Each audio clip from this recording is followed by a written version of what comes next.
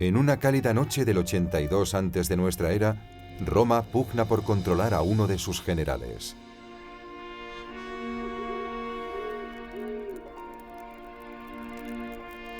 Lucio Cornelio Sila ha acampado junto con 50.000 soldados a las puertas de Roma en un acto intimidatorio contra sus enemigos.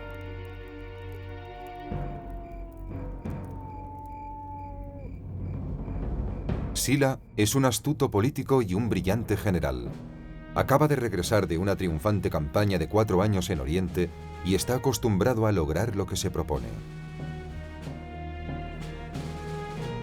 Se reúne con el Senado romano y exige tierras para sus soldados como recompensa por sus conquistas. Por primera vez en la historia de Roma, un general desafía al gobierno.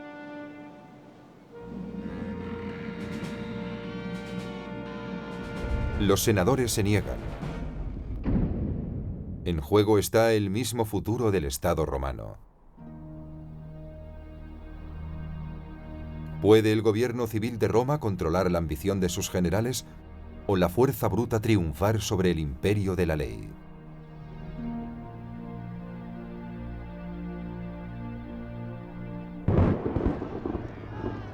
Aquella noche, Sila dio su respuesta.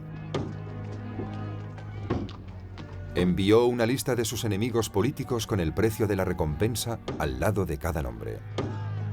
Antes, Sila había intentado persuadir a sus oponentes.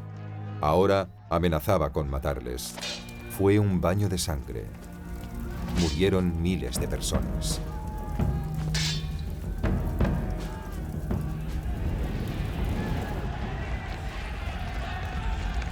Asesinaron a hombres mientras yacían con sus mujeres y a niños mientras estaban en los brazos de sus madres.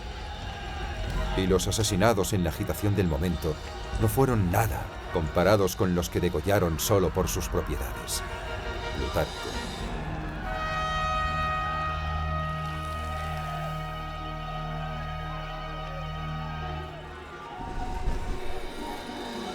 El reinado de terror de Sila duró solo 4 años, pero sentó un terrible precedente.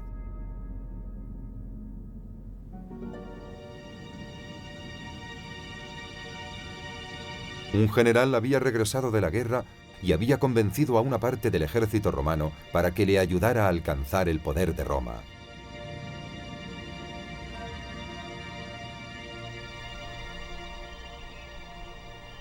Sin embargo, 400 años antes, los romanos soñaban con algo muy distinto. Cuando Roma no era más que una aldea a orillas del río Tíber, los romanos asumieron un compromiso revolucionario que cambiaría el curso de la historia.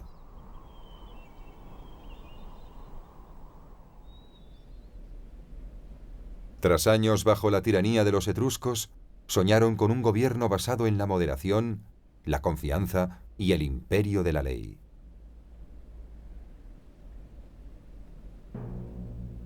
En el año 509 antes de nuestra era, fundaron la República de Roma, el primer gobierno representativo de la historia.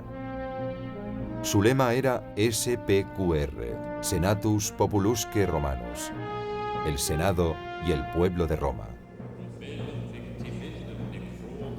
La República fue el atrevido experimento de un gobierno colectivo.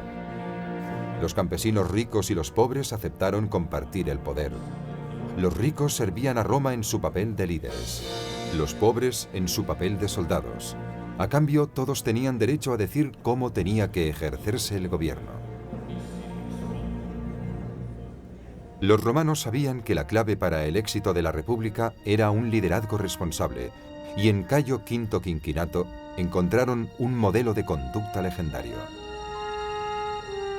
El Senado concedió a Quinquinato, un hacendado romano, el poder absoluto para defender a Roma del ataque de cualquier tribu beligerante. Quinquinato aceptó el puesto y derrotó al enemigo.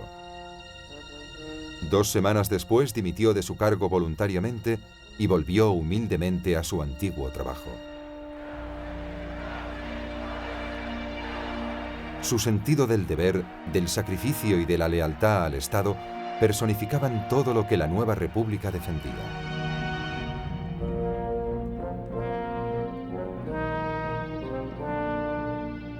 Desde entonces, la República Romana ha servido de modelo para las democracias occidentales. Todo lo que las caracteriza, desde su arquitectura pública hasta sus ceremonias políticas, guardan una curiosa similitud.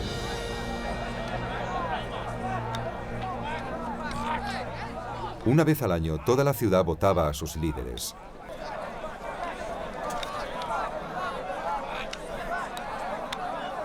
La competencia por los consulados, el cargo público más importante, era intensa.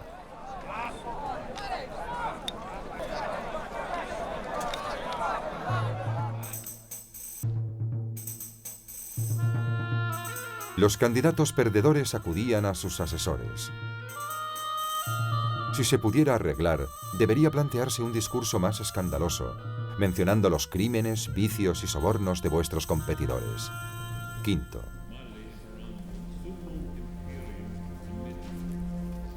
Misión del Senado era evitar que la política se volviera excesivamente frívola. Eran los guardianes de las tradiciones de Roma.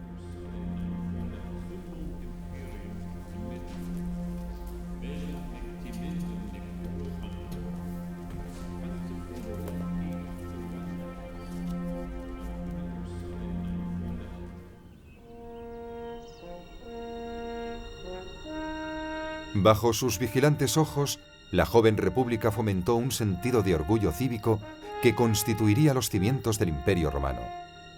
Su ejército de voluntarios llevó el poder de Roma a lugares inimaginados. Hacia el siglo II antes de nuestra era, Roma era ya dueña del Mediterráneo.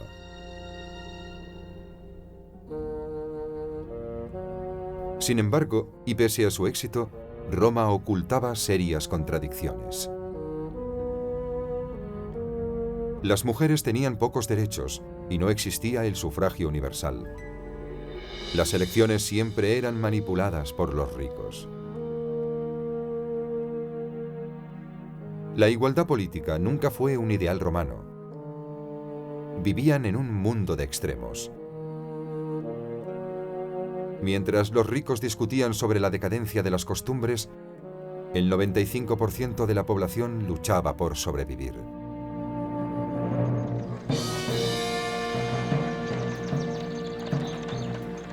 Este desequilibrio social alentaría la tradición más perjudicial para la República Romana, el patronazgo.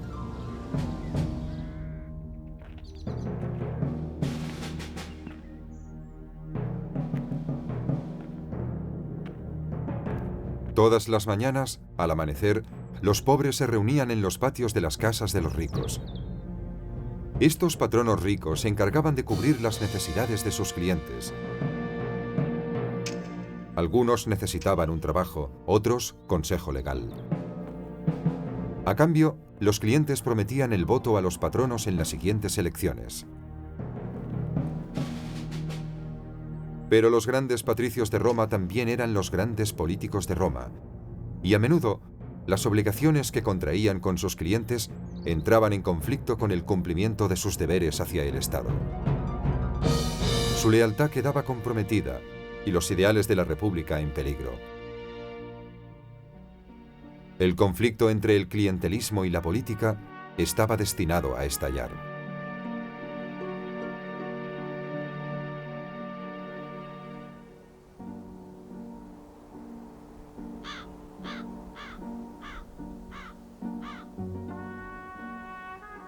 Un reducido grupo de familias ricas gobernaban Roma. Notoriamente conservadoras, defendían sus propios intereses y se resistían en secreto a las reformas, hasta que uno de los suyos rompió el pacto de silencio.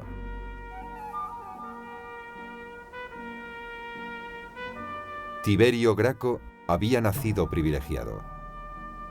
Era nieto de Escipión el Africano, el que derrotó a Aníbal, e hijo de Cornelia, una inteligente y ambiciosa mujer que inculcó sus ideales a sus dos hijos, Tiberio y Cayo.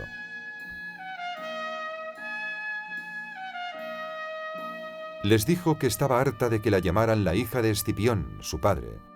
Quería ser conocida como la madre de sus hijos.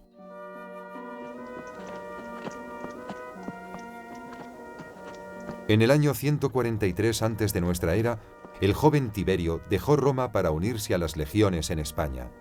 Fue un viaje muy perturbador. Mientras Tiberio viajaba por Italia, vio con sus propios ojos cómo el país había sido abandonado por sus propios nativos. Y los que trabajaban los campos y cuidaban las cosechas eran esclavos bárbaros importados del extranjero.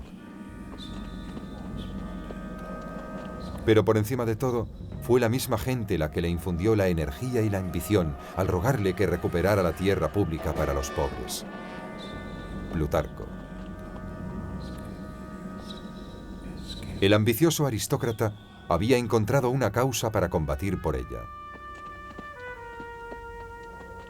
Durante los siglos II y III antes de nuestra era, el Imperio Romano había aumentado más de 2 veces su extensión. Los victoriosos soldados todavía eran voluntarios, modestos ciudadanos de Roma que poseían pequeñas granjas. Mientras el Imperio Romano fue de reducidas dimensiones, esta milicia de ciudadanos funcionó. Los hombres servían solo durante unos meses al año, regresando a casa con regularidad para trabajar en sus granjas.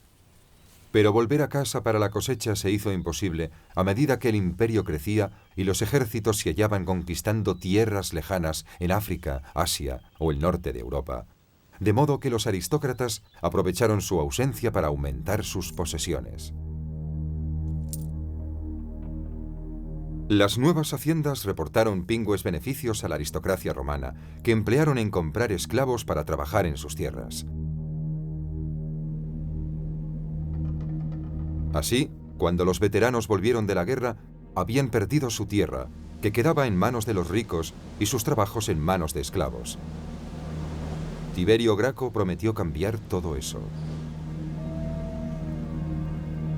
Las bestias salvajes que deambulan por toda Italia tienen sus guaridas en agujeros desde los que nos acechan.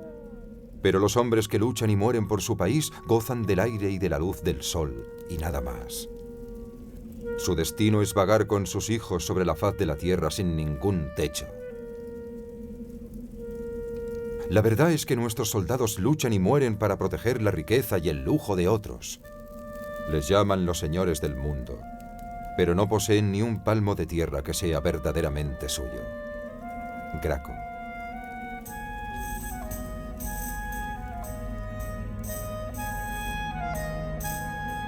Graco propuso algo radical. El gobierno debía dividir la tierra pública entre los romanos desamparados. Los senadores se horrorizaron.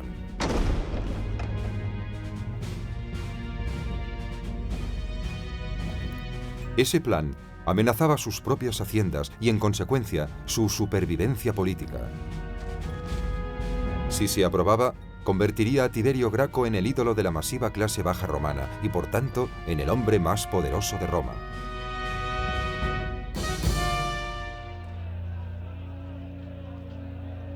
El pánico cundió entre la élite romana. Un grupo de senadores se enfrentó a Graco mientras hablaba a sus seguidores. En un arrebato de ira, le golpearon hasta la muerte con las sillas en las que estaban sentados. Después, el cadáver del reformador más osado de Roma fue arrojado al río Tíber.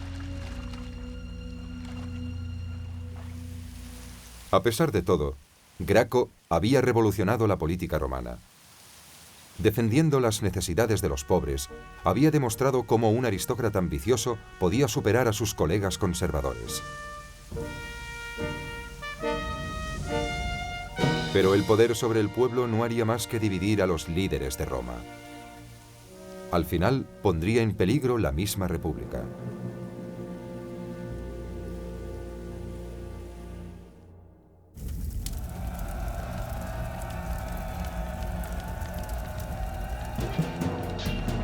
A principios del siglo I antes de nuestra era, la República Romana hervía como un volcán. Los valores romanos se veían amenazados. Las revueltas de esclavos alarmaron a la población en Sicilia e Italia. Tenían que darles algo.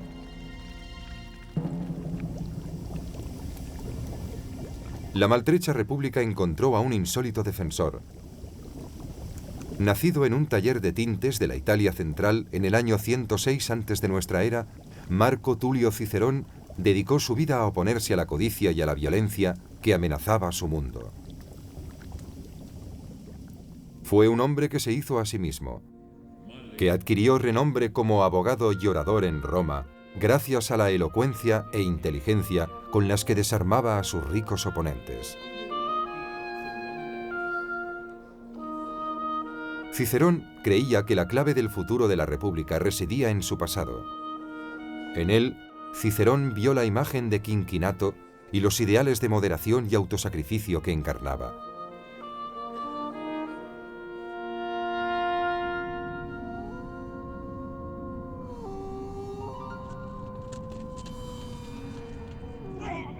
Pero había otro modelo de conducta. Rómulo, el legendario fundador de Roma, criado por una loba salvaje y que mató a su hermano en la lucha por el poder.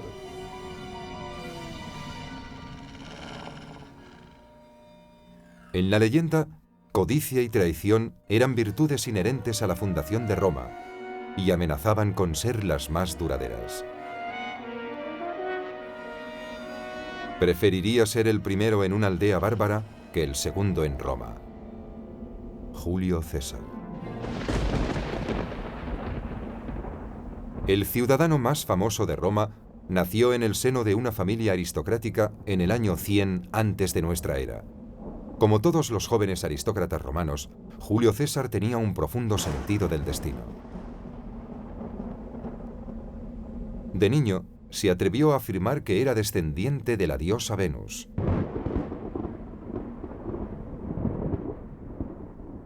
El primer destino de César fue como oficial del ejército en España. Allí, el joven romano de 30 años contempló una estatua de Alejandro Magno. «¿Cómo es posible que yo no tenga nada?», dijo llorando, «cuando a mi edad Alejandro había conquistado el mundo».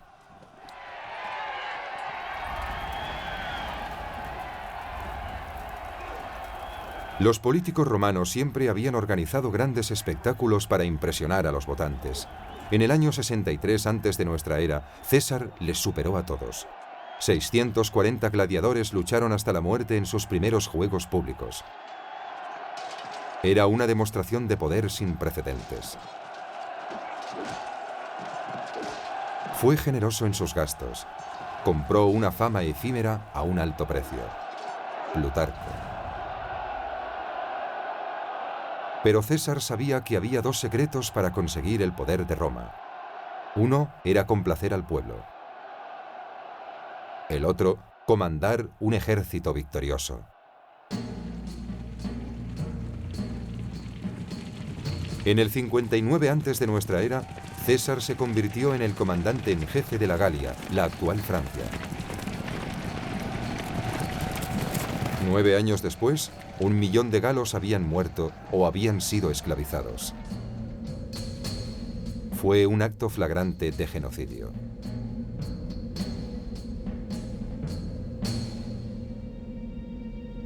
César invocó entonces al fantasma de Sila, el primer señor de la guerra romano. Como Sila, César regresaba de la guerra con un ejército leal a él, no a Roma. Como Sila, César quería algo que la República jamás le concedería. En enero del año 49 antes de nuestra era, César cometió un definitivo acto de traición. Siguiendo los pasos de Sila, convenció a una parte del ejército romano para que cruzara el Rubicón y marchara hacia Roma. La monstruosidad del carácter de César se centra en sus maneras amables y afeminadas. Nadie sabe qué hacer. Si nos resistimos, probablemente habrá derramamiento de sangre. Cicerón.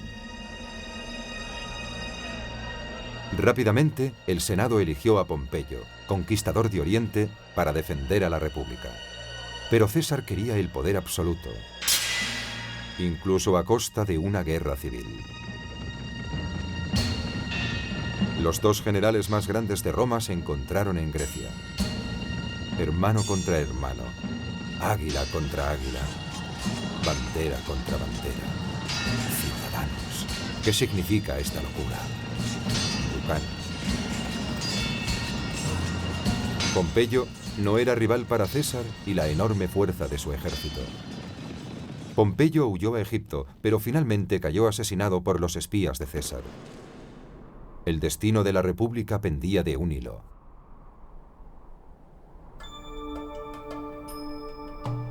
Pero César tenía otras cosas en su cabeza. En Egipto, en el año 48 antes de nuestra era, conoció a la joven reina del Nilo, Cleopatra. Se enamoraron y tuvieron un hijo.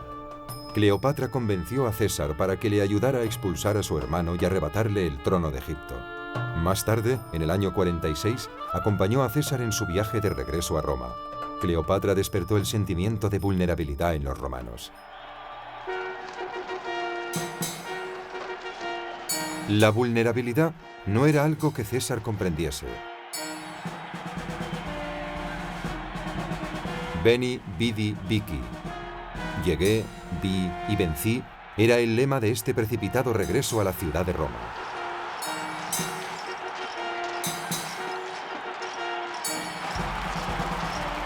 Aquella tarde celebró un banquete para 22.000 de los ciudadanos más pobres de Roma. Hipnotizado, el pueblo hizo lo impensable. Otorgaron voluntariamente a César los poderes absolutos de un dictador.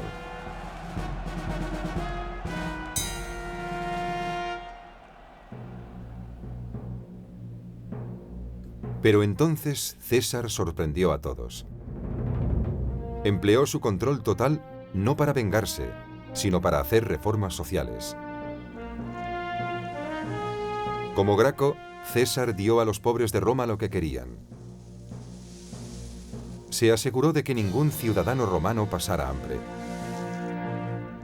Dio grano a los pobres y tierras a sus soldados, pagados por él mismo.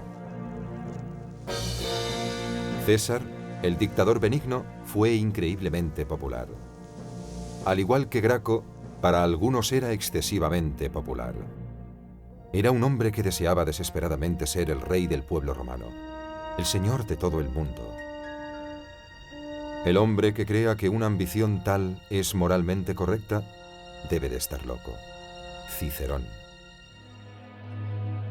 En febrero del año 44, César fue demasiado lejos. Pidió al pueblo que le eligiera dictador vitalicio. Aceptar el poder absoluto de por vida era un insulto directo para sus oponentes republicanos. Cicerón, indignado, se retiró de la vida política en señal de protesta.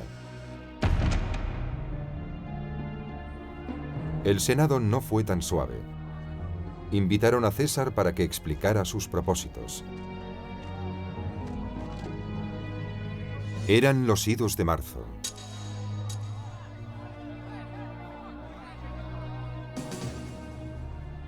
A media mañana, la crisis había terminado. Al pie de la estatua de Pompeyo yacía el cuerpo de César, apuñalado 35 veces.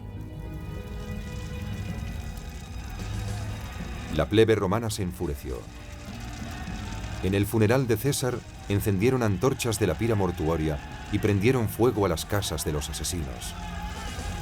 Aquella noche, un cometa cruzó los cielos de Roma. Parecía un presagio. Julio César, el defensor de la plebe, fue proclamado Dios por los ciudadanos de Roma. Eso lo cambió todo. La plebe había dejado claro que prefería los regalos de un dictador a las promesas vacías de una república.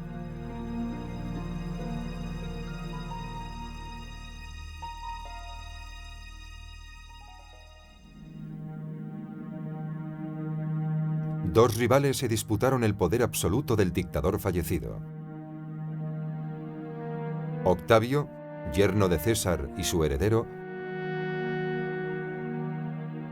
y Marco Antonio, el amigo más íntimo y aliado de César, habituado a la política de la intimidación.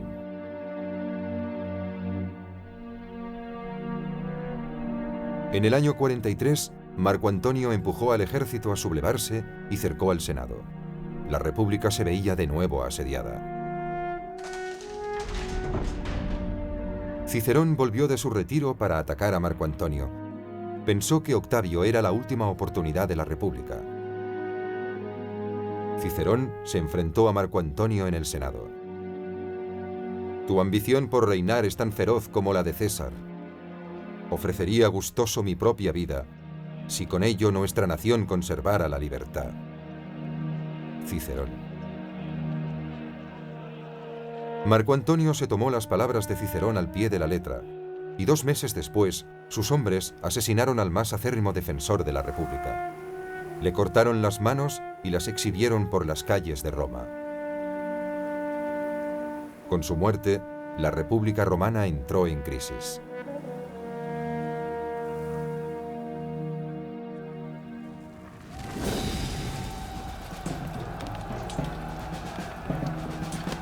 En el año 33 antes de nuestra era, 10 años después del asesinato de Julio César, Marco Antonio y Octavio seguían luchando por el control del mundo romano. Los fantasmas de la guerra civil se cernían de nuevo sobre Roma. El pueblo romano pedía desesperadamente un cambio.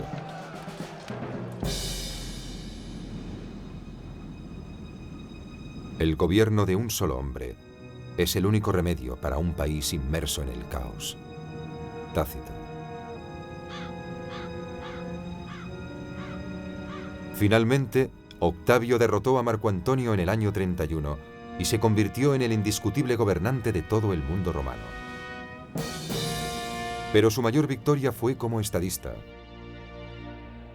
Octavio estaba destinado a redefinir el mismo significado de la palabra poder en Roma. Comprendió que el patronazgo era el secreto para controlar a la sociedad romana. Con el vasto tesoro de Roma a su disposición, empezó a convertir a cada romano en su cliente. Quería que recurriesen a él, al patrono universal. Octavio dedicó enormes cantidades de dinero para pagar sueldos extras a las legiones, conquistándose así la lealtad inquebrantable de más de 400.000 soldados.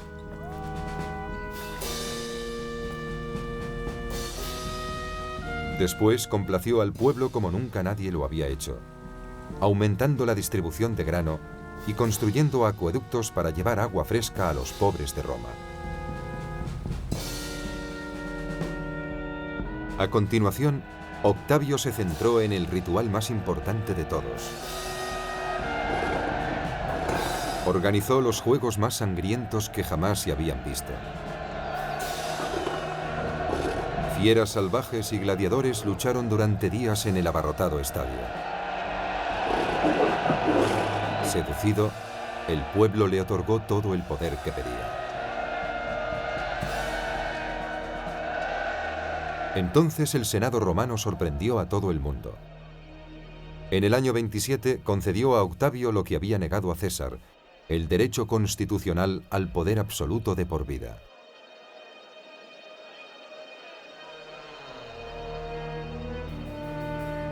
Octavio tomó el nombre de Augusto, el Sagrado. Roma, antiguo bastión de un gobierno representativo, se había transformado voluntariamente en un imperio, gobernado por un solo hombre. Octavio Augusto se había convertido en el primer emperador del Imperio Romano.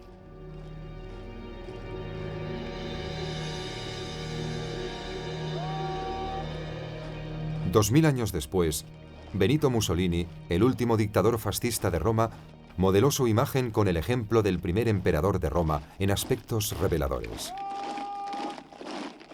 Como Augusto, Mussolini obtuvo el poder por la fuerza. Como Mussolini, Augusto forzó un consenso por medio de la intimidación. Pero a la gran mayoría de romanos, eso no le importó. Para ellos, Augusto era un salvador. Les proporcionó la paz y la estabilidad que habían deseado desde hacía casi un siglo. Desde el Atlántico hasta el Éufrates, desde España hasta Siria, El pueblo era libre de pensar en algo que no fuera la guerra. Fue la Pax Romana, la época dorada de Roma, el periodo de paz más largo que Europa jamás ha conocido.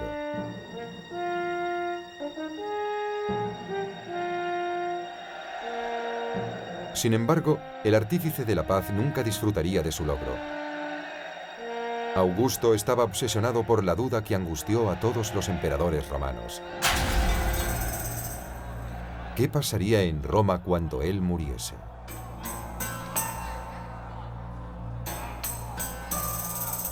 El dilema de la sucesión dinástica persiguió a Augusto durante el resto de su vida.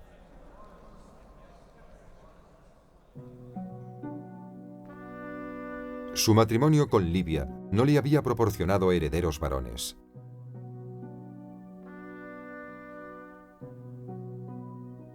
La responsabilidad de conseguir uno recayó en su joven hija, Julia. Augusto seleccionó cuidadosamente sus posibles parejas. Primero casó a Julia con su primo Marcelo, pero murió trágicamente a la edad de 19 años.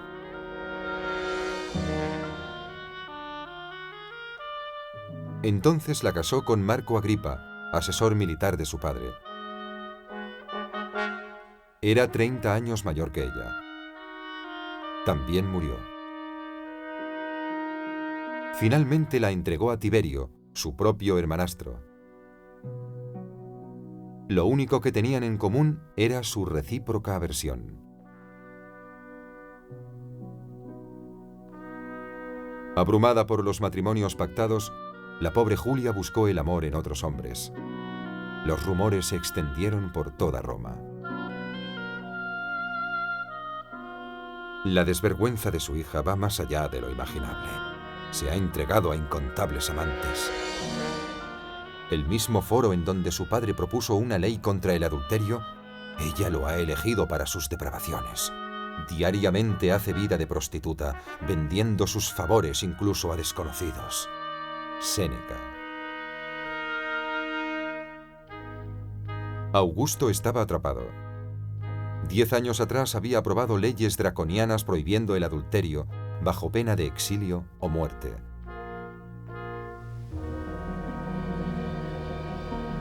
El emperador se vio obligado a desterrar a su propia hija a una isla situada frente a la costa italiana. A Julia nunca se le permitió volver a Roma. Las presiones por la sucesión dinástica se habían cobrado su primera víctima.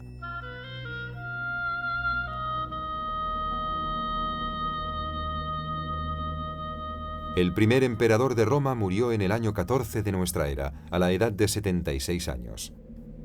Había gobernado Roma en paz durante más de 40 años. He restaurado, completado, construido. He dado. Augusto.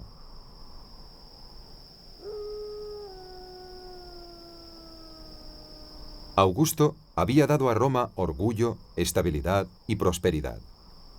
Sin embargo, había fracasado en proporcionarle lo que más necesita toda dinastía: un sentimiento de seguridad. Los poderes imperiales obtenidos por la fuerza siempre podían perderse por la fuerza. La inseguridad acosó a todos los sucesores de Augusto. Y sus delirios paranoicos fueron la ruina de su dinastía. Irónicamente, la mayor amenaza vino de la Guardia Pretoriana, el cuerpo de élite responsable de proteger a los emperadores, no de matarlos.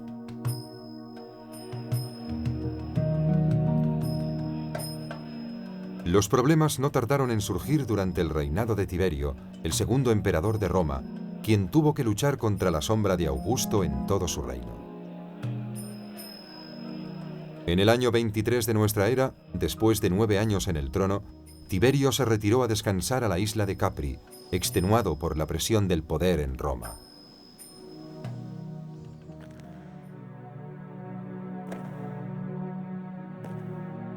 Tiberio dejó Roma al cargo de Sejano, su leal comandante pretoriano.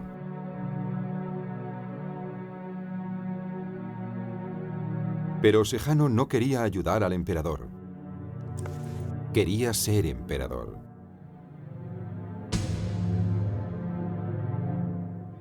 Y con Tiberio lejos de Roma, tuvo ocasión de alimentar su paranoia. Sejano le dijo a Tiberio que existían conspiraciones por toda Roma, pero no le dijo que estas tramas eran solo una cortina de humo para justificar el asesinato de todos los que se interpusieran entre él y el trono imperial. Incluso llegó a encarcelar a la familia del emperador.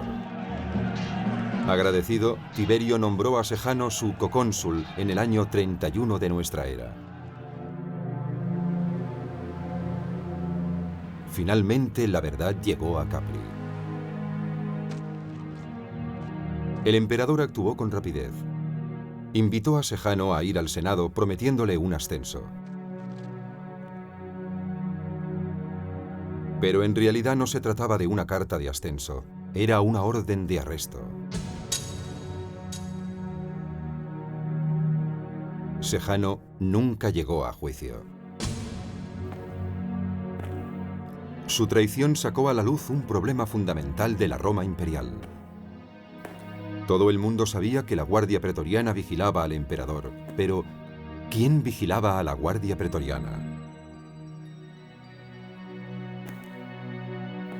Tiberio reaccionó justo a tiempo. Calígula, su sucesor, no tendría tanta suerte. El tercer emperador de Roma fue notoriamente presuntuoso, sobre todo con el Senado. Pero Calígula sería más recordado por la relación con su caballo de carreras, Incitatus. El emperador regaló al caballo un establo de mármol y un lecho de marfil. Invitaba al caballo a cenar en el Palacio Imperial con regularidad e incluso organizó grandes fiestas para él. Pero Calígula se superó a sí mismo cuando propuso a su caballo para el cargo de cónsul, la máxima autoridad en Roma. Para algunos, fue algo más que el capricho de un loco. Pero los ricos y los poderosos de Roma no estaban tan impresionados. El 24 de enero del año 41 de nuestra era, contrataron a un guardia pretoriano para que asesinara al emperador. Pero no habrían matado a Calígula si hubiesen sabido el horror que les esperaba.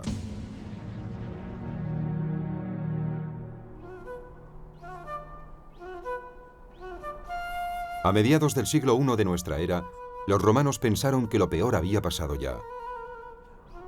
Sin embargo, Nerón, el sexto emperador de Roma, cambió ese sentimiento. Al principio, solo eran rumores.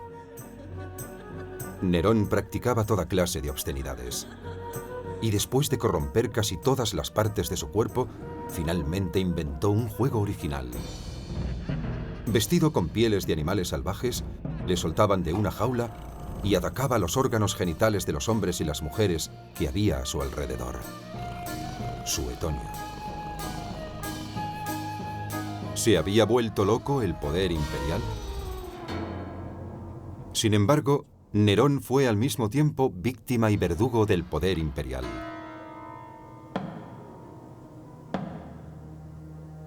Su padre había muerto cuando contaba con solo 3 años de edad.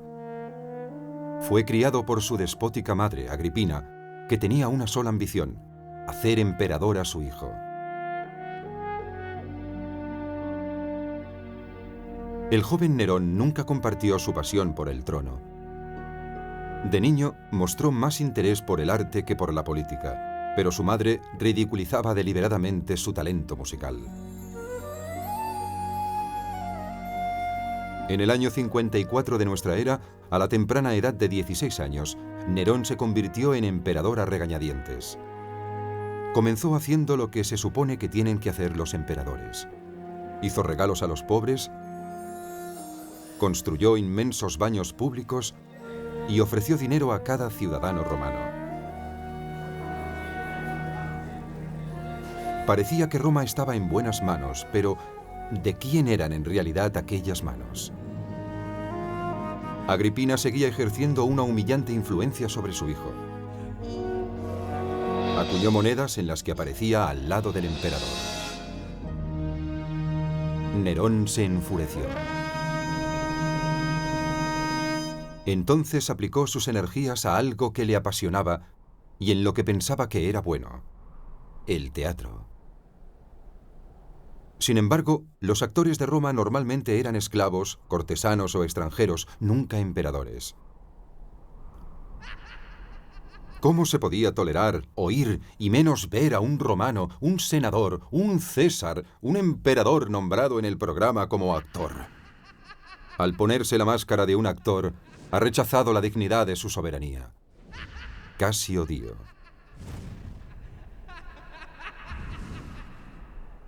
Cuando Agripina se unió a las quejas del pueblo, Nerón estalló. Desterró inmediatamente a su madre de Roma. Pero la distancia no resolvió el problema. Las repetidas críticas de Agripina encolerizaron aún más a Nerón. En un arrebato de ira, pidió a la guardia pretoriana que silenciara a su madre de una vez por todas.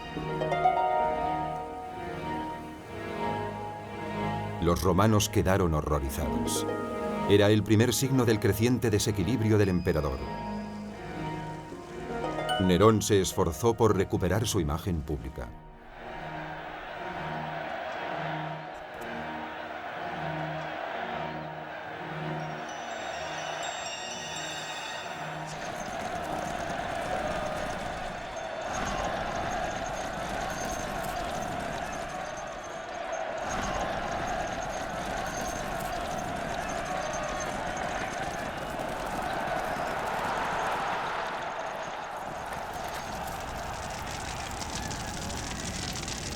En el año 64 de nuestra era, un gigantesco incendio asoló Roma, destruyendo una tercera parte de la ciudad. La mitad de la población se quedó sin hogar. La reacción de Nerón fue igualmente trágica. En las cenizas de la devastada ciudad, construyó un inmenso palacio de unas 2 hectáreas. Su domus aurea poseía bellos jardines y enormes lagos, incluso un zoo privado.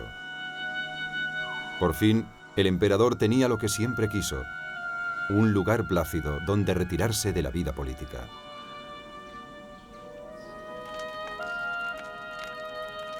Pronto circularon rumores acerca de que el emperador había provocado el incendio intencionadamente para hacer espacio para su nuevo palacio. Nerón cayó presa del pánico. Buscó una cabeza de turco con frenesí y la encontró en los seguidores de una oscura secta que se había establecido recientemente en Roma.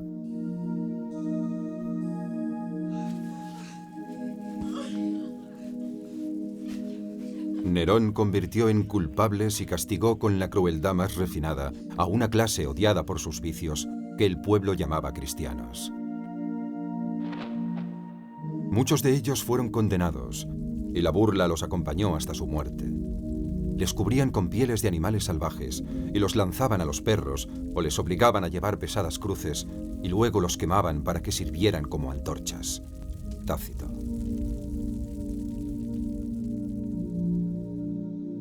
La mayor parte de romanos sentía simpatía por las víctimas. La propaganda de Nerón había fracasado por completo.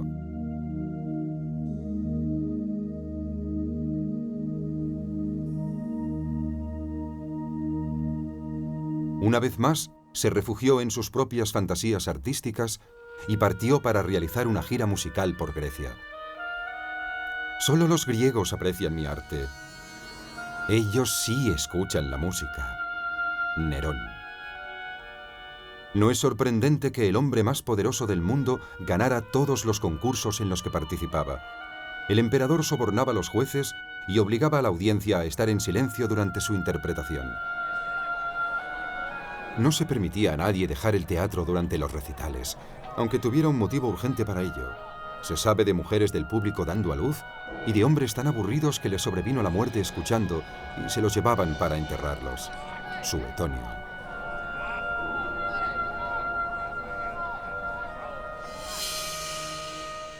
Los romanos estaban escandalizados por la indulgencia y la incompetencia de Nerón. El 9 de junio del año 68 de nuestra era, el Senado declaró a Nerón enemigo público y le sentenció a muerte. Pero Nerón eligió un fin mucho más teatral. se quitó su propia vida. Sus últimas palabras fueron: ¿qué artista va a perder el mundo? Fue el final de la primera dinastía imperial de Roma.